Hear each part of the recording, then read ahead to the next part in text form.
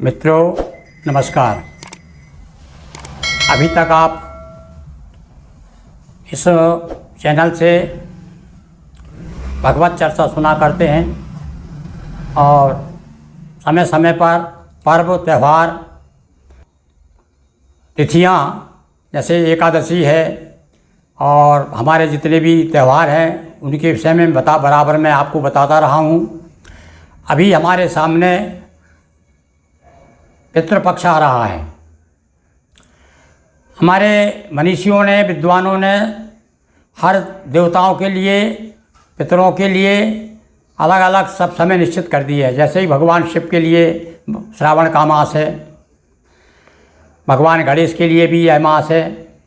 इसी प्रकार से पितरों के लिए एक विशेष 15 दिन का एक पखवाड़ा निश्चित कर दिया गया है और वह पखवाड़ा भाद्र पूर्णिमा से प्रारंभ होकर आश्विन माह में अमावस्या तक होता है।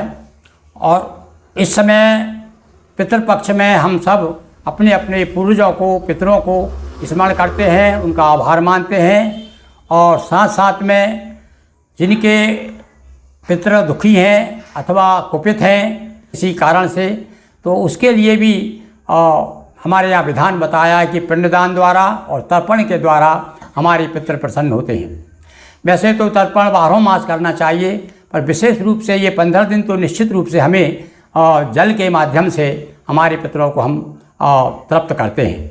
तो आज मैं आपको एक ऐसी सरल विधि लेकर आ रहा हूँ कि अपने पुरखों को आप किस प्रकार से जल दे सकें। तो उसका शीर्षक है पितरों को जल देने की सरल विधि। ज़्यादा समय ना लेते हुए बड़े संक्षेप में, वैसे तो 6 प्रकार बताए हैं उसके तर्पण के और यह सब पंडित लोग जानते हैं और पंडितों को आप जब कराते हैं तब उसी प्रकार से आपको साथ में विधि विधान से पूजन कराते हैं। उसी का हम सार रूप लेकर के आपके सामने जो कहना चाहिए कि जिनको पुरोहित उपलब्ध नहीं है, जो करा नहीं सकते, उसके लिए आज मैंने आप सबके लिए जल देने की बिल्कुल सरल विधि बता रहा हूँ आपको, तो जिसके करने से निश्चित रूप से आपके पितृ जो हैं तृप्त होंगे। तो अब सबसे पहले जब हम तर्पण करने जाते हैं तो कुछ सामग्री लगती है। तो सामग्री क्या क्या लगेगी, और बहुत कम सामग्री, कोई अधिक सामग्री भी नहीं। तो विशेष रूप से जल तर्पण करने की जब तैयारी के पूर्व हम क्या करना है, हमें पहले तो कुशलाएँ, कुश और तिल, जौ, चावल, फूल, चंदन आदि आदि। पर इसमें प्रमुख रूप से कुश बहुत ज़रूरी है। बाकी सामान ना मिले भले ही, और यहाँ से हमारे यहाँ तो यहाँ तक कहा है कि कुश भी उपलब्ध नहीं है तो आप दूबा से भी तर्पण कर सकते हैं। तो कुश लें और साथ साथ में तिल, ये 2 चीज़ बहुत ज़रूरी है। और साथ में तीर्थों का जल ले लें। तीर्थों का जल ना हो तो शुद्ध जल लें, ताज़ा जल लें। और वैसे तो किसी भी पवित्र सरिता में जाकर के और स्नान करते हुए लोग तर्पण करते हैं, पर सबको सुलभ भी नहीं है कि सबको सरिताएँ प्राप्त हो जाएं। तो उसके लिए आप अपने घर पर ही एक कांसे की थाली लीजिए अथवा पीतल की थाली लीजिए। चांदी की थाली है तो और अच्छी बात। तो उसमें आप जल ले करके और अपने पुरखों को तर्पण कर सकते हैं, जलांजलि दे सकते हैं। अब किस प्रकार से दें, तो पहले शुरू में अपन ये करें कि दक्षिणी तरफ मुँह कर लें और आप अपने जनेऊ को आप सब कर लें। जनेऊ ना हो तो कोई बात नहीं, और अपने दोहरा कर लें उसको, कुश को, और अपने हथेली में रख लें। कुछ लोग तो ऐसा रख करके एक हाथ से, आपने देखा होगा कुछ पंडित बताते हैं कि एक हाथ में ऐसा कुछ रखा हुआ है और एक हाथ से जल डाल रहे हैं। पर वैसे विधान तो ये बताया है कि दोनों हाथों से जलांजलि दी जाती है। तो और गांव में विशेष रूप से अधिकांश लोग जल से इसी प्रकार से जल देते हैं। पर इसमें जब हम अपने पितरों को जल देंगे तो इस प्रकार से सीधी जलांजलि नहीं देंगे। तो क्या देंगे, तो ये मुद्रा होती, पितृ मुद्रा कही जाती है। तो ऐसा हाथ में लेकर के कुश लेंगे हाथ में, और कुश लेकर के और ऐसा जल लेंगे और इस प्रकार से अंगूठे को स्पर्श करते हुए जल जाएगा। तो इस प्रकार से ये तो एक विधि हो गई तर्पण करने की। अब अपने को शुरू कैसे करना है, तो सबसे पहले अपने पितरों को अपन आवाहन करेंगे, हाथ जोड़ करके प्रार्थना करेंगे। तो बड़े सरल शब्दों में मैं आपको बता रहा हूँ, आप चाहे तो नोट कर लें, और यदि संस्कृत में आप बोलने में असुविधा हो तो आप हिंदी में भी बोल सकते हैं। कुश रखा है अपने हाथ में और तिल रख लीजिए, फूल रख लीजिए। इस प्रकार तिल और फूल रख करके हाथ जोड़ करके कहिए, आगजंतु मे पितरः ग्रहणंतु एतानि जलांजलिन, और छोड़ दीजिए। पर ये कैसा, उस समय आपका मुंह दक्षिण की ओर होना चाहिए। अब दक्षिण की ओर आपका मुंह हो गया। अब आपको क्या करना है, दोहरा कर लीजिए उसको। दोहरा करके उसका आखिरी सिरा और नोक एक तरफ इस तरफ रहेगी, और इस प्रकार से ले करके और जल लीजिए। और अब अपने को अपने 3 पीढ़ियों को जल देना है। तो एक तो पहली पीढ़ी होगी क्या, पिता, दादा और परदादा, और एक होगी माँ, दादी, परदादी। तो इस प्रकार 3 पीढ़ी को अपन जल देंगे, और एक एक पीढ़ी को एक एक के नाम से 3-3 बार देना है। बस ये इस प्रकार इतना करना है। और उसके बाद में ब्रह्मा विष्णु महेश को पूर्व की ओर मुँह कर देंगे, बाद में अपन मुँह करके फिर उनको जल दे देना। बस आपको इतना ही करना है। बड़ा सरल विधि है। मैं एक एक आपको बोलूँगा और आप उसे चाहें तो आप नोट कर लीजिए। 2-2 बार बोलूँगा एक एक को। तो सुनिए, सबसे पहले अपन ने जल ले लिया हाथ में। इस प्रकार से जल ले करके कुछ रखा हुआ है, तिल मिला लिया है अपन ने उसमें, और पहले अपन ने आह्वान कर ही लिया है। अब इस प्रकार से लेकर बोलेंगे, अस्मत् पिता अमुक गोत्रहा अमुक नामः। गोत्र अमुक की जगह गोत्र बोलिए, गोत्र का नाम, और पिता का नाम बोलिए। अमुक गोत्रहा अमुक नामः वसुरूपस्य तृप्ताम इदम सातिलम जलम तस्मै स्वधा नमः। ये हो गया पिता के लिए। तो अब ये थोड़ा सा ध्यान दीजिए आप। मैंने क्या बोला है आपको, वसु रूपस्व, काय के लिए, पिता के साथ में बोला। पिता के साथ के बोलना है वसु। तो पिता के लिए वसु, और पितामह के लिए रुद्र, और प्रपितामह यानी परदादा। परदादा के लिए कम बोलेंगे हम आदित्य। ये मतलब ऐसा मान के हम जल दे रहे हैं, वसु रूप है हमारे पिता, वसु रूप हो गए हैं, हमारे दादा रुद्र रूप हो गए हैं, और परदादा आदित्य रूप है। बस ये तीन शब्द याद रखिए आप। कौन कौन से, वसु, रुद्र और आदित्य। अब अपन एक एक को 3-3 बार जल देंगे। तो यदि पूरा ना बोल सकें तो क्या बोलेंगे अपन, सुनिए फिर से। अस्मत् पिता अमुक गोत्रः अमुक नामः वसुरूपस्य तृप्ताम इदम सातिलम जलम तस्मै सुधा नमः। अब तस्मै सुधा नमः, तस्मै सुधा नमः, तस्मै सुधा नमः, तस्मै सुधा नमः, तस्मै, मैंने 3 बार बोल दिया। अभी हो गया अपने पिता के लिए। अब इसी प्रकार से पितामह के लिए बोलेंगे। पितामह के लिए क्या बताया हमने आपको, पितामह के लिए रुद्र। तो फिर बोलेंगे हम, अस्मत् पितामह अमुक गोत्रः अमुक नामः रुद्र रूपस्य तृप्ताम। रुद्र रूप है हमारे पितामह। तो अस्मत् पितामह अमुक गोत्रः अमुक नामः रुद्र रूपस्य तृप्ताम, रुद्र रूप तृप्ताम इदम सातिलम जलम तस्मै सुधा नमः, तस्मै सुधा नमः, तस्मै सुधा नमः। ये हो गया अपना पितामह। अब प्रपितामह।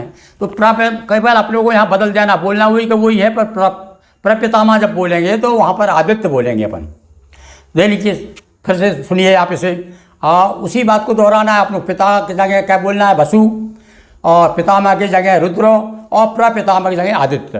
अब अपन फिर 3 अंजलि देंगे, 3 जलांजलि दे रहे हैं अपने प्रपितामह के। तो अस्मत् प्रपितामह अमुक गोत्रः अमुक नामः आदित्य रूपस्य तृप्ताम इदम सातिलम जलम तस्मै सुधा नमः, तस्मै सुधा नमः, तस्मै सुधा नमः। ये हो गया अपना 3 पीढ़ी हो गई अपने पिताजी की। अब आगे दादा दादी परदादी के लिए बोलेंगे। तो पहले तो अपन माँ का बोलेंगे हैं। तो माँ के साथ अब थोड़ा इसमें परिवर्तन हो जाएगा भाई। यहाँ पर क्या हो जाएगा, माँ के लिए गायत्री, दादी के लिए सावित्री, और परदादी के लिए सरस्वती। गायत्री, सावित्री, सरस्वती। और उधर क्या है, वसु, रुद्र, आदित्य। अब सुनिए संक्षेप में, फिर मैं सुना रहा हूँ आपको। बोलना वैसे ही, पर इसमें थोड़ा सा अंतर आ जाएगा आपको। दादी परदादी के माँ के लिए बोलेंगे तस्मै की जगह तस्मै बोलेंगे। तस्मै सुधा नमः, तस्मै सुधा नमः, तस्मै सुधा नमः 3 बार बोलेंगे। अब मैं बोल रहा हूँ और आपने नोट कर लिया होगा, और नहीं तो फिर से मैं बोलते जा रहा हूँ और आपको नोट करते जाइए। अब वो नोट हो जाएगा आपको। सुनिए आप। अस्मत् माता अमुक गोत्रः अमुक नामः, वैसे ही अमुक गोत्रः अमुक नामः, और गायत्री रूपस्य तृप्ताम, गायत्री रूपस्य तृप्ताम इदम सातलम जलम तस्सै सुधा नमः, तस्सै सुधा नमः, तस्सै सुधा नमः, तस्सै सुधा नमः 3 बार बोलना है। अब इसके बाद में नंबर किसका आता है? अपनी दादी का। दादी को यानी पितामही। पितामही के लिए क्या है, क्या बताया हमने आपको? गायत्री, सावित्री और सरस्वती। तो ये है अपने कौन? सावित्री का रूप है। हमारी दादी जो है वो सावित्री है। तो इसके लिए क्या बोलेंगे? अस्मद पितामही, अस्मद पितामही सावित्री रूपस्य तृप्यताम, सावित्री रूपस्य तृप्यताम इदम सातलम जलम तस्सै सुधा नमः, तस्सै सुधा नमः, तस्सै सुधा नमः। ये हो गई पितामही। अब प्रपितामही, तो इस बार 3 बार इनको भी बोलना है। क्या बोलना है? प्रपितामही के लिए इनको भी बोलना है सरस्वती। अब आप समझ में आ गया आपको? माँ के लिए गायत्री, दादी के लिए सावित्री, परदादी के लिए सरस्वती। अब सुनिए आप परदादी के लिए, परदादी को क्या कहेंगे? प्रपितामही, प्रपितामही। प्र लगा देते तो परदादी हो जाएगा। तो अस्मद प्रपितामही सरस्वती रूपस्य तृप्यताम, अस्मद पितामही। आप गोत्र नाम बोल ही जाएंगे साथ में, और ना भी बोलो तो पहले एक बार बोल दिया अपने नाम, तो वही गोत्र तो वही अपना, तो फिर भी बोल दिया तो अच्छी बात है। तो अस्मद प्रपितामही अमुक गोत्रः अमुक नामः, नाम जरूर बोलना है। नाम यदि नाम नहीं मालूम तो नाम मत बोलिए, हैं। जो कई बार परदादी का नाम याद नहीं है आपको, तो फिर क्या भाई करें कि नहीं करें, तो आप नाम छोड़ दीजिए। अमुक गोत्रः बोल करके और अमुक नामा ऐसे ही बोल करके आप कर सकते हैं। तो सुनिए फिर से एक बार बोल देता हूँ ताकि आपके समझ में आ जाएगा। अस्मदो प्रपितामही सरस्वती रूपस्य तृप्यताम इदम सातिलम जलम तस्सै सुधा नमः, तस्सै सुधा नमः, तस्सै सुधा नमः। बस ये अपने 3 पीढ़ी का जलांजलि हो गई। अब आप क्या करेंगे? अपने जो जनेऊधारी यदि हैं तो आप सब किया तो उसे निकाल के जनेऊ को ठीक कर लीजिए, और अब पूरब की ओर मुँह कर लीजिए। आप अब पूरब की ओर मुँह करके और इस प्रकार से लेकर के, और जो प्रमुख देवता, वैसे तो बहुत सारे देवता हैं पर अपन तो केवल संक्षेप में करना है, अपने पास समय भी नहीं है भाई, खेती किसानी वाले लोग हैं और अलग अलग सर्विस वाले लोग हैं। तो क्या करेंगे? तो बस केवल अब 3 देवता जो प्रमुख है उसमें सारे देवता संसार आ जाता है। कौन कौन? जैसे ओम में 3 देवता जाते हैं ना, ऐसे ही ये 3 देवताओं का नाम लेकर के, जल लेकर के, और अब क्या है, अब सीधे हाथ से जल देंगे, इस प्रकार से देंगे। वो लेकर के कुछ रहेगा हाथ में, कुछ को ऐसा रखिए और ऐसा लेकर के इस प्रकार दीजिए। ओम ब्रह्मणे नमः, एक बार देना है, इनको 3 बार नहीं देना। ओम विष्णुवे नमः, ओम रुद्राय नमः, इस प्रकार से बोल करके आप जल दे दीजिए। बस आपकी जो है जलांजलि पूरी हो गई। और मैं समझता हूँ कि बड़े सरल शब्दों में मैंने आपको बताया। आपको कैसी लगी मेरी ये प्रस्तुति? आप अपना टिप्पणी करके कुछ ना कुछ अपने विचार दे करके हमें अनुग्रहित करें। बहुत बहुत धन्यवाद दोस्तों। वीडियो अच्छा लगे वीडियो को लाइक शेयर कर, चैनल को सब्सक्राइब करें। बहुत बहुत धन्यवाद।